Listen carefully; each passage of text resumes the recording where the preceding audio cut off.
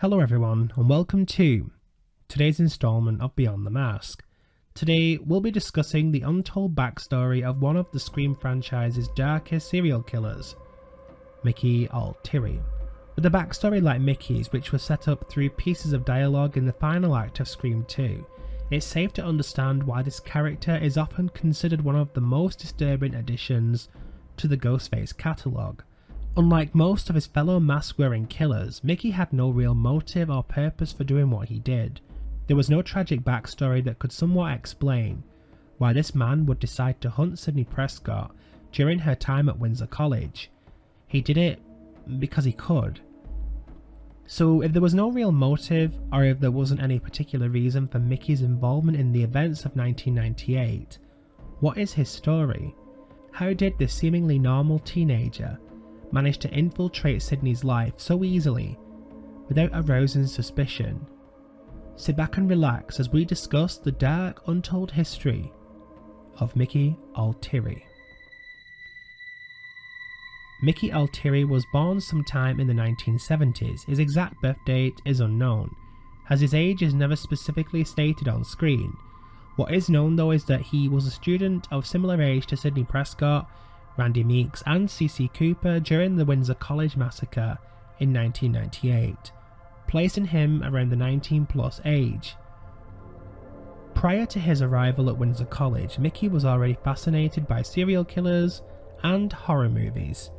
His particular interest seemed to be drawn towards the fame and attention killers received following their crimes. It's widely accepted that Mickey was unique in his abilities as Ghostface, as he had prior experience at stalking and murdering victims of his choice. Somewhat underhand and stealth in his movements, Mickey managed to cover his tracks well, without arousing any kind of suspicion from the police officers. And somewhere hidden within the dark web, in a truly disturbing love for art, Mickey found great joy in sharing the stories of his victims online, writing down how he managed to murder them, and gaining somewhat of a reputation online through his brutality and underhand skills.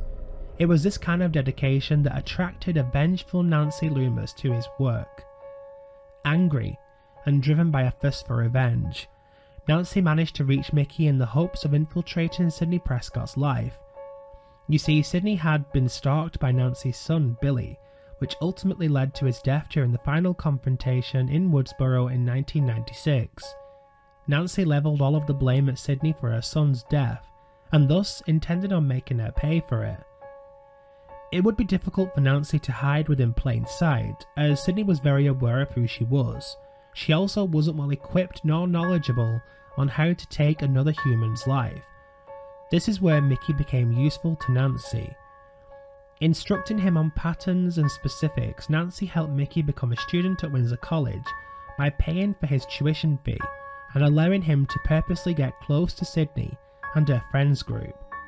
For months that followed, Mickey worked hard at slowly infiltrating Sidney's life, becoming a very well-respected member of her close friends and even striking up a romance with her roommate, Hallie McDaniel.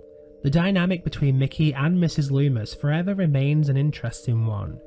Despite both needing each other, it was apparent the pair had very different goals. Nancy was motivated through revenge and didn't care much for specifics. Mickey, on the other hand, orchestrated what he believed could be a perfect horror movie sequel in a very similar fashion to Billy. The only difference between the pair was that Mickey, who was extremely knowledgeable on serial killers, found great excitement in plotting and preparing the fame he'd receive after his massacre was completed at Windsor College.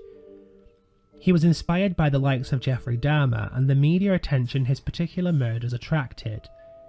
Mickey's plans were detailed, in what seemed like a personal game of chess between himself and the investigating team.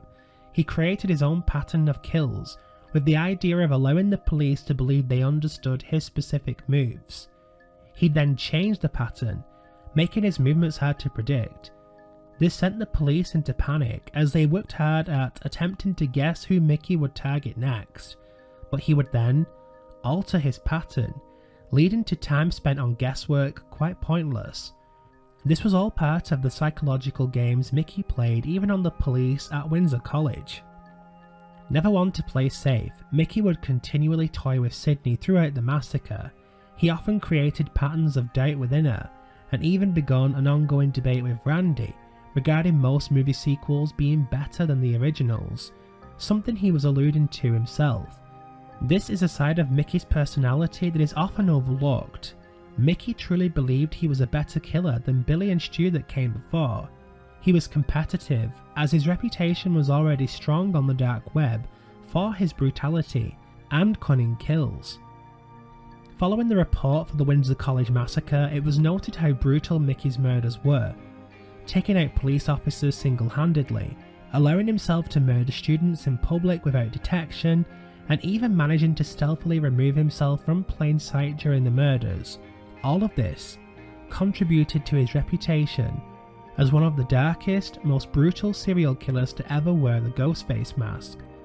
Of course, the major flaw in Mickey's plan came from Nancy herself.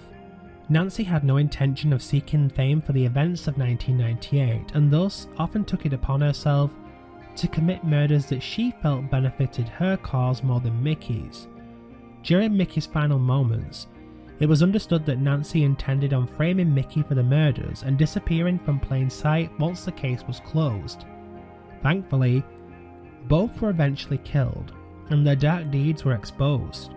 Mickey's infiltration into Sydney's life left a devastatingly long-lasting effect, however, as the knowledge of how Mickey managed to track her down and easily place himself in her friends group led Sydney to close down entirely and find little to no trust in anybody except her immediate family. The fact that this serial killer was able to track Sydney down with ease left her with the worrying question: if this happened so easily, it can happen again. And following his defeat, Sydney disappeared from the public eye and refused to allow herself to trust so easily again. It was only until the next Ghostface tracked her down and forced her out of hiding that Sydney truly found peace, but it's safe to say that Mickey's impact was integral to the story and something that stayed with Sydney following his death. And that's it for this video. If you enjoyed this content, don't forget to like, share, and be sure to subscribe so you stay updated for future content. I'll see you guys in the next video.